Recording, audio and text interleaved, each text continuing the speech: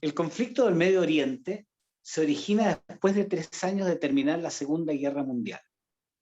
Estamos muy lejos de México, donde estábamos navegando recién, y el puerto más al sur de Estados Unidos, en la costa del Pacífico, que se llama San Diego, donde recaló nuestra nave Imagina, y escuchamos una vez más a The Mamas and the Papas en California Dreaming. Bueno, les decíamos que el año 1948 las Naciones Unidas aprobaron la partición de Palestina. Se creó entonces el Estado de Israel y se generaron las primeras guerras. Vino la guerra de los 6 días, la de Yom Kippur, y han habido continuos enfrentamientos, además de una serie de acuerdos históricos, de paz. Pero en realidad, la lucha por una ciudad que es Jerusalén, que es santa para 3 religiones, se mantiene. Esta semana Hamás ha lanzado miles de cohetes contra blancos judíos, y los israelitas han respondido o contraatacado con bombardeos, que han derribado edificios. Tenemos 65 palestinos muertos, 5 israelíes, y las Naciones Unidas llamando una vez más al cese del fuego. Estamos en un mundo convulsionado. Y yo les pregunto a mis amigos Marcelo, Pilar, ¿qué piensan ustedes de este escenario del hemisferio norte que se nos está poniendo tan tenso? Marcelo, ¿partes tú? Parte tú si quieres, Pilar. Bueno, mira, yo en el tema de la guerra árabe-israelí, porque creo que nunca se ha terminado estrictamente, si no hay escaramuzas ahí, hay guerra frontal como las que acabas de mencionar tú, episodios muy, muy duros en la historia de esa zona del Oriente Medio. Si miramos el mapa de Israel, es un mapa hecho con reglas, como los mapas de todos los países africanos. Eso para mí ya es indiciario de alguna cuestión particular, muy particular. Yo creo, sin ser especialista en el tema, ni muchísimo menos, que la creación de un Estado, cualquiera que hubiese sido, así hubiese sido el Estado árabe, sirio, jordano, pakistaní, ahí iba a ser problemático. No entiendo por qué no hay un Estado palestino, que haya 2 estados. Insisto, no soy especialista en el tema, pero entiendo que eso era primero Palestina. Ahora, yo entiendo también que Israel fue creado a raíz del conflicto de la Segunda Guerra Mundial y todo el tema del Holocausto y la patria perdida y nunca ocupada de los israelitas. Pero fíjate tú que yo que soy tan mal pensada, ustedes saben que Benjamín Netanyahu está enfrentando un proceso por corrupción tremendo y que existe la seria posibilidad de que termine o preso, privado de libertad. Y como en muchos países, sobre todo estos que están como en zozobra, que dicen relación básicamente con estos árabes de la Franja de Gaza, por ejemplo, hay grupos terroristas siempre interesados en causar el mal y siempre interesados en agitar las aguas. Yo no sé si a Benjamín Netanyahu en este minuto, no le habrá convenido precisamente estar siendo, comillas, atacado por la gente de la Franja de Gaza, básicamente Hezbolá y Hamás. Y digo atacado porque a mí, perdón Marcelo, perdón Enrique, perdón auditores, los cohetes que lanzan la gente de la Franja de Gaza no son las armas que utiliza el Estado de Israel para reprimirlo. Y si no, no podemos tener esta cifra terrible de 65 muertos por un lado y 5 por el otro. Teniendo presente que yo no pienso como Lenin o Stalin, que decían un muerto es una tragedia y muchos más son una estadística. Yo no pienso así. Pero curioso, 65 por acá y 5 por acá. Me llama profundamente la atención. Entonces, hay que trasladarse allá para ver realmente lo que pasa, para ver qué pasa con esos palestinos, que además están siendo usados indiscutiblemente por los extremistas, terroristas, marxistas de Hamás y Hezbollah. Y ya eso es muchísimo más que la causa palestina. Eso es otro tema. Pero esto como que, voy a usar una expresión muy poco chilena, más castiza, pero es que fue mal parida toda esa solución en el Oriente Medio. Mi opinión. Sí, mira, yo tampoco soy un experto en este tema. Sí, obviamente uno, como siempre, quizás esto es un poco cliché, pero uno condena siempre la violencia. Creo que es lamentable que haya gente que esté muriendo por un conflicto de este tipo. Y yo quisiera también remitirme quizá a lo último que señala Pilar, que dice que es de mal pensada, pero que al final también la historia ha mostrado que es así. Muchas veces gobernantes y autoridades ocupan y entienden a las personas como un medio para llegar a un fin, que es mantener el poder o desviar la atención. Hay cosas de ver también en el gobierno argentino, cuántas veces han tratado de inventar guerra con Chile o han tratado de generar conflictos para desviar la atención de los ciudadanos en torno a conflictos sociales que hay ahí. Entonces, yo en ese sentido creo que hay que poner ojo en lo que señala Pilar, creo que hay que poner ojo también no solamente en Israel, sino que, como dices tú, hay un mundo que está siendo convulsionado por un montón de cambios, por un montón de autoridades que también comienzan a ascender al poder y comienzan a tener tintes autoritarios, y ahí me parece que hay que poner el ojo. Según el último índice de democracia, hay un retroceso fuerte en las democracias en el mundo. La mayoría de la gente no vive en democracia plena hoy en el mundo. Entonces, me parece que ahí hay un punto relevante. Salgo un poco de Israel, del conflicto de Israel, pero sí lo instalo en un contexto mundial, que vemos que hoy las democracias están sufriendo, estamos viendo importantes golpes también a nuestras libertades, entre otras cosas por el contexto pandemia, pero que no termina de ser llamativo, que no termina de ser alarmante. Lo mismo que está pasando en Colombia, es una situación compleja. Entonces, yo creo que eso es relevante ponerlo en discusión, sobre todo nosotros que estamos viviendo un proceso constituyente, que tomando un poco el tema anterior, estamos en un proceso eleccionario este sábado y domingo, poder también ver las autoridades que se están eligiendo, que se van a elegir, y ver cuáles son su compromiso con la democracia y con nuestras libertades individuales que harto han costado tenerlas y cuidarlas. Así que yo creo que eso principalmente. Y nada, como dicen los españoles, y nada.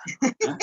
Oye, Enrique, perdona, y Marcelo, yo a lo mejor lo podemos conversar en un par de programas más adelante. Hay otro tema al que a mí me gustaría que tuviéramos en la mira, que es el tema de Marruecos. Marruecos, Argelia, cómo Rusia, cómo Estados Unidos Rusia, Putin, el zar en Argelia, y las últimas gestiones de Donald Trump para que Marruecos restableciera relaciones diplomáticas con Israel. Hay todo un juego ahí, Argelia, el Frente Polisario, el Sáhara, Marruecos, las Islas Canarias, Israel, que es súper interesante de analizar.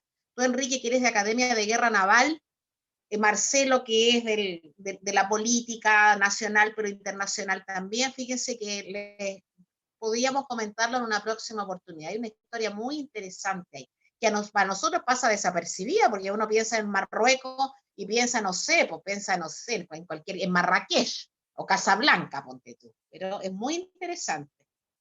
Oye, exactamente, Pilar, yo creo que deberíamos poner foco en esos temas y también en el Mar Negro, la presencia de Rusia en Crimea. Yo creo que hay cosas muy interesantes que analizar. Mira,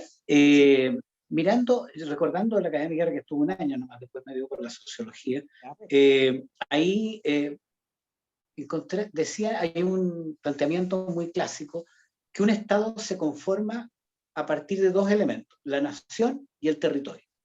La nación es un conjunto de personas que tienen una identidad cultural, una religión, un idioma, una característica étnica, y el territorio obviamente es la parte física. Y cuando se juntan la nación con el territorio, se conforma un Estado reconocido internacionalmente. Entonces, aquí lo que nos encontramos en el año 1948 es que había una nación judía que venía saliendo del Holocausto y que estaba desperdigada por el mundo. Estaban los del grupo que son los sefaradí, que es la vertiente más europea, más hispánica quizás, y de otros países aledaños. Y estaba la versión eskenazi, que eran los judíos que estaban en Europa del Este. Y muchos de esos, además de los que llegaron directamente de los campos de concentración, convergieron a este territorio al cual llegó esta nación de dos vertientes y se conformó el Estado de Israel. Y ahora nos encontramos que estamos unos 70 años más tarde, y tenemos un problema inverso, que tenemos la nación palestina sin un territorio. Y ahí la clave me parece a mí, ¿por qué este ataque inusitado? Bueno, han habido siempre atentados, represalias. Israel reacciona muy rápidamente y después de un atentado hace una represalia, digamos, que está en su cultura. Bueno, resulta que los límites que se fijaron, como tú dices, con regla, en el territorio, ¿cómo se llama?, israelita, se han ido rebasando, porque se han creado estos kibbutz y colonias árabes que están en territorios que son mixtos, que en rigor son de la nación palestina, pero que están siendo poblados por colonos israelitas. Entonces ha habido como una expansión del Estado, de la nación israelita hacia otros territorios, rebasando. Y yo creo que ese ha sido el motivo de la fuerte reacción palestina. Así que el tema, mira, tiene varios matices, pero no hay que olvidar que Israel se tuvo que desarrollar como una potencia militar muy poderosa para poder enfrentar a veces simultáneamente a 4 o 5 países que convergían en torno a ella y lo estaban atacando, digamos. Eso pasó en las guerras que nosotros mencionábamos de los 6 días y la de Yom Kippur. Entonces, claro, también, ¿por qué tú dices hay 65 muertos en Palestina y 5 en Israel? Bueno, estadísticas de hace un par de días. Bueno, porque los israelitas desarrollaron un escudo antimisil que derribó al 90% de los cohetes que llegaron, digamos, 85%. Entonces, claro, la tecnología y la capacidad bélica hacen la diferencia cuando se trata de preservar la vida de los habitantes. Así que eso es lo que yo quería aportar, digamos, desde esta perspectiva de lo que es una nación y lo que es un Estado. ¿Ah? Y aquí hay una nación palestina que no se ha afincado en un territorio para conformar un Estado definitivo, que debería Claro, considerar una parte de Jerusalén porque ellos la consideran su ciudad santa. sí, claro. Oye, Enrique, 2 minutos, pero fíjate, dijiste algo muy, muy acertado ahí, y es el tema de que Israel tiene fronteras establecidas, pero es el único país que estrictamente no tiene fronteras. Es el único país que crece en el mundo. Así Eso, es. sí, independientemente de todo el gran tema de si el holocausto, la diáspora, los progromos, todo eso, está bien, nada que decir ahí. Pero suena como, hay una cuestión particular ahí, ¿no? Que no debería ser, bueno, pero el mundo es Bueno, así. ha subido el precio del petróleo con la crisis porque se ve que va a tener alguna repercusión en la fuente de abastecimiento del petróleo. Y también parece, y ahí le voy a pasar el testimonio, como él dice en las postas, a Marcelo, porque también Estados Unidos sufrió un ataque insólito. Llegó unos hackers que estaban operando, me parece que en Corea o en otro lugar, y desde a distancia bloquearon y hackearon y sabotearon, en términos simples, el sistema de control del principal oleoducto que lleva el petróleo desde Texas, digamos, hacia la costa del Atlántico. Con lo cual vieron interrumpido su abastecimiento y el presidente Biden acaba de dar una instrucción de reforzar todo lo que es la seguridad norteamericana de Estados Unidos, digamos, para los ataques, los ciberataques. Esto está dañando fuertemente a la economía de Estados Unidos y quizás ya se ha reflejado en las bolsas. No sé qué me dices tú, Marcelo.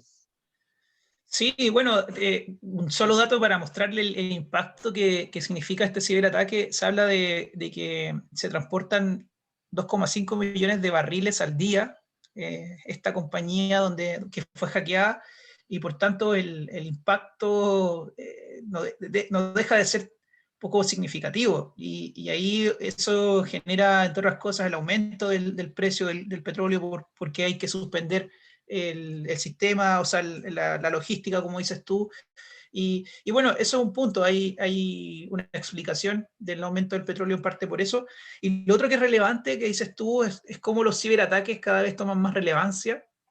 Cada vez los gobiernos comienzan también a preocuparse más en inversión, en ciberseguridad, porque estamos pasando a una nueva etapa que también lo tratamos de conectar un poco a lo que hablamos antes. Hay una cierta idea como de guerra fría que hoy estamos viviendo entre China, Rusia, Estados Unidos, que no tiene necesariamente ataques directos como son normalmente las guerras, sino que esta guerra fría de ataques más pequeños o menos duros. Entonces, por eso es relevante para nosotros poder estar observando lo que pasa en el mundo, no solamente quedarnos con lo que pasa en Chile, que sin duda es importante, estamos pasando por procesos interesantes y fundamentales, como bien señalaste tú, vamos a escribir una constitución que esperamos que no solo dure 40 años, que sea lo suficientemente buena para que dure muchos años más, pero también hay que estar viendo el mundo, hay que ver cómo también China cada vez está entrando más en distintos países, comprando ciertos países, podríamos decir, con ayudas, y es una cosa que es bastante dañina porque, bueno, todos sabemos que China no es un país que se destaque mucho por el cuidado de las libertades individuales, que yo quiero poner el énfasis ahí también, que es súper relevante que cuidemos. Y el lobby anda a la orden del día en distintas partes, aprovechando también Israel y Palestina. El año pasado salió un informe del antepasado donde mostraba que según la ley de lobby, los diputados donde había recibido mayores aportes en este tema de lobby había sido de la comunidad palestina, judía palestina, israelita y China. O sea, estamos viendo el lobby que están haciendo estas tres comunidades, y eso obviamente, volviendo a lo mal pensado, puede significar que se termine transmitiendo en leyes que favorezcan a ciertas comunidades o en ciertos proyectos que signifiquen un detrimento también para la comunidad chilena. Entonces hay que estar poniendo ojo también a estos temas internacionales que son relevantes.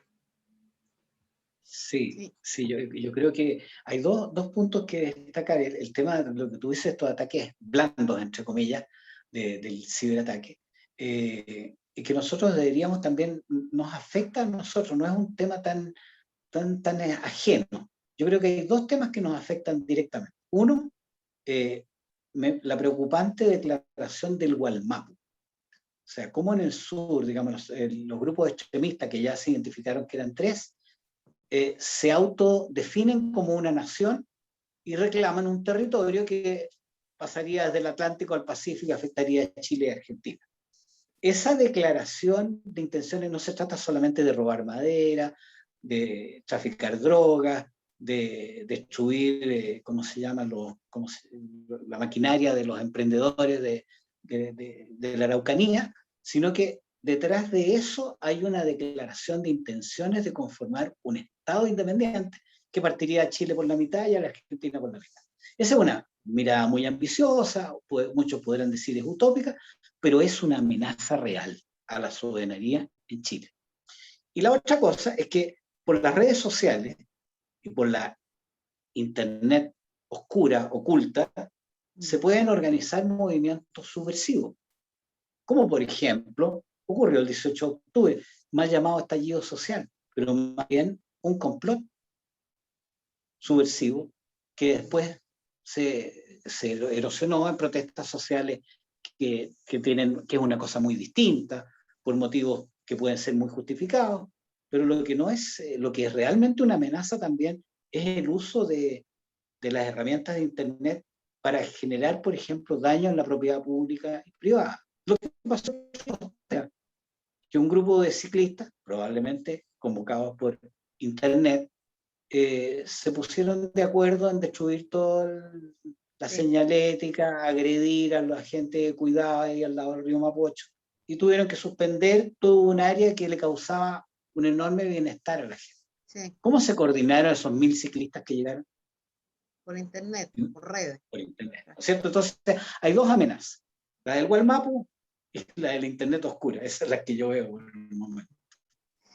Oye, Enrique, fíjate tú que relacionado con lo que tú acabas de comentar y con lo que estábamos comentando antes con respecto al tema internacional, dándole la razón a Marcelo, yo creo que el tema internacional es un tema que nunca jamás debemos dejar de lado, aun cuando, claro, tenemos cosas vitales en nuestro país, específicamente en este minuto de elecciones y en este minuto de amenazas a la seguridad y a la integridad con el tema Gualmapu.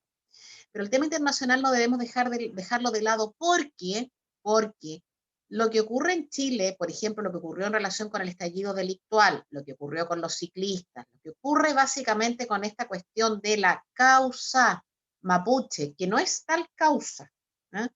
Son episodios que se han dado en otros países del mundo. Colombia, México, Irlanda del Norte, España con la organización separatista, terrorista, homicida de la ETA. Ahí se dice que hubo unos acuerdos de paz y que la ETA se desarmó. Ni de paz ni de desarme. Las armas no las han podido encontrar. Y la paz están metidos en la política, llamando al separatismo. Pero se instaló en el mundo, al igual que con el tema del IRA, en Irlanda del Norte, o de la FARC, con este famoso acuerdo por la paz que celebró Juan Manuel Santos con Timochenko, esta idea de estos pueblos oprimidos y los estados opresores, invasores, totalitarios, etcétera, etcétera, y estos curiosos observadores internacionales que habitualmente vienen de Finlandia o de Noruega, que no han puesto un pie jamás en Hispanoamérica, nunca, y en España tampoco, y que vienen a solucionar estos conflictos. A mí me da la idea que, aunque se vea lejana, esta petición del Gualmapu apunta para eso. Y como nos quedamos dormidos y no fuimos capaces de enfrentar esto con prontitud en su minuto, esta cuestión fue increciendo. Y claro, ahora se les ocurre que es posible, es factible tener un estado mapuche, un Gualmapu, desde el Atlántico al Pacífico, dividiendo Argentina y Chile.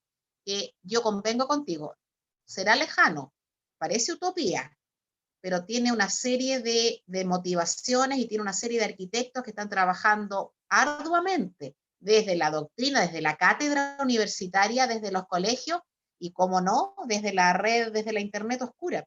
Eso es así, sin duda. Entonces, ahí, ¿qué tienen que hacer los estados? Ahí lo que hay que hacer, Enrique, Marcelo, auditores, es actuar con la ley, siempre con la ley y con toda la fuerza de la ley. Si los medios legales existen para solucionar esos problemas. No se trata, voy a decir una salvajada, no se trata de pasarle cuchillo, no, la ley, pero no nos atrevemos. ¿Dónde está el problema? ¿En los que redactaron la ley o en los que lo aplican? ¿Qué crees tú, Marcelo? No, yo creo que normalmente es más fácil echarle la culpa a la gente que tiene que aplicarla y llevarla a cabo, porque también es lo más difícil, digamos. Pero yo creo que ahí hay problemas también en cómo se redactó. Y bueno, Pilar es abogada, ¿no? Pilar podría quizás profundizar mejor, pero mira, yo en términos de ciberseguridad, hay páginas ahí en Internet donde uno puede ver constantemente, como en tiempo real, dónde están pasando las amenazas y los ciberataques. Y Chile es uno de los países que en general sufre importantes ciberataques durante el día, porque piensen que hay una institución también, una infraestructura. Chile es un país que el mercado de capitales también mueve mucho, entonces ha tenido que también verse protegido o trabajar un sistema de protección contra el ciberataque de manera importante. Así que es un tema que hay que seguir discutiendo. Yo creo que Chile todavía está en pañales, porque bueno, es un tema nuevo y poco le hemos puesto atención, pero que pueden significar daños relevantes para, no solamente en términos de capitales, sino que en términos de vida. Lo están viendo en el Walmapu, por ejemplo. Sí. Yo en el tema de crear la ley y aplicar la ley, es verdad que en Chile se está legislando muy mal, ¿eh? No es una opinión mía, es una afirmación, no solo mía. Se legisla mal, pero en relación con la aplicación de la ley ante conductas delictuales, hay bastante buena legislación. El problema es de quienes aplican la ley, sobre todo en la zona sur, sin duda. Sí, ese concepto del garantismo, bueno, porque digamos, toda persona que es enjuiciada tiene el derecho de ser procesada y presumir su inocencia. Y eso está garantizado por la ley. Pero ¿hasta dónde llega esta garantía y dónde viene la aplicación de la sanción cuando alguien ha delinquido? Yo creo que ahí está esa parte gris que no funciona. Bueno, si ahí está el tema, si la presunción de inocencia está bien, es buena, es adecuada. Es la contrapartida al antiguo proceso que teníamos, que era inquisitivo y que tenía cosas malas, evidentemente. y estamos acorde con los tiempos, nosotros y con la comunidad internacional. Pero de ahí, y insisto, el principio es correcto, pero de ahí a la latitud, perdón, a la laxitud, como lo usa la judicatura, no, no, no, no, no, no. Además, hay un tema que por tiempo no vamos a poder conversar mucho, pero tiene que ver también con la capacidad que tienen, porque yo tengo un hermano que es abogado también, que me comentaba que los fiscales de repente se ven muy saturados con trabajo, tienen mucho trabajo y hay poco recurso para poder también llevar causas de buena manera. Eso obviamente es una discusión, hay gente que dice que los fiscales hoy están demasiado sesgados y hacen un mal trabajo, están mal preparados, pero ahí hay una discusión en términos de si están sobreexplotados o cargados de trabajo. Y yo creo que es interesante también verlo, sobre todo ahora con el tema constituyente que viene. Sí, Súper mira, buen sí, aporte. sí, es que yo creo que el tema del Ministerio Público, que es diferente al tema del Poder Judicial, yo estaba apuntando exclusivamente a los jueces que son los que deciden, porque el fiscal estrictamente es el que investiga, el que da origen al proceso criminal estrictamente, junto con las policías. Yo creo que a los fiscales del Ministerio Público chileno les falta preparación, sin duda. Lo del sesgo político, no voy a opinar con respecto a eso, porque tengo una opinión muy dura, fundada también, ¿eh? Pero muy dura. Pero creo que aquí hay mucho de actuación personal, en fiscales y en jueces, mucho de personalidad. Sí. Bueno, nos llegó el último minuto, Pilar, Marcelo. Yo quería contarle, y especialmente a nuestros auditores, de que tenemos una buena noticia, porque no hemos hablado mucho de buenas noticias. La buena noticia es que vamos a ir a votar, que vamos a ser todos felices de cumplir nuestro deber cívico, Sí. pero tenemos una inversión importante de 45 millones de dólares en Magallanes para el hidrógeno verde. ¿Qué es lo que es el hidrógeno verde? Y yo me preguntaba por qué verde. Bueno, lo que se trata de aquí, y sale muy bien explicado en el Mercurio, en uno de sus suplementos de innovación, es que hay una empresa que se llama HIF, que significa generación de hidrógeno en forma ecológica y amigable con el medio ambiente. Lo que hacen es sacar con generadores eólicos, en el sur hay mucho viento, sacarle el hidrógeno al agua, en palabras muy simples. Y después lo combinan con CO2 extraído de la atmósfera. Entonces generan metanol. Y este metanol es un producto químico a partir del cual se produce la gasolina. ¿Pero por qué es verde? Porque tomaron el hidrógeno del agua, el CO2 del aire, y sin ningún otro proceso ni extracción de fósiles como el petróleo, lograron producir metanol. Y ese metanol se transforma en benzina y la benzina se le echa al auto. Bueno, esta primera inversión de 45 millones de dólares va a ser complementada después con una planta de 300 megawatts, una vez que se compruebe la factibilidad de este proyecto piloto, y se van a generar, ojo, 140.000 toneladas de metanol al año. Una noticia muy buena, especialmente para los magallánicos, sí, y para todos los que tenemos que respirar este aire contaminado de Santiago. Felices de ustedes en Valparaíso, que tienen el viento que los saluda todos los días. Bueno, con esta buena noticia, quisiera que nos despidiéramos, Pilar, Marcelo, de nuestros auditores, y agradecerle a Patricio de haber operado tan bien los controles para llevarles este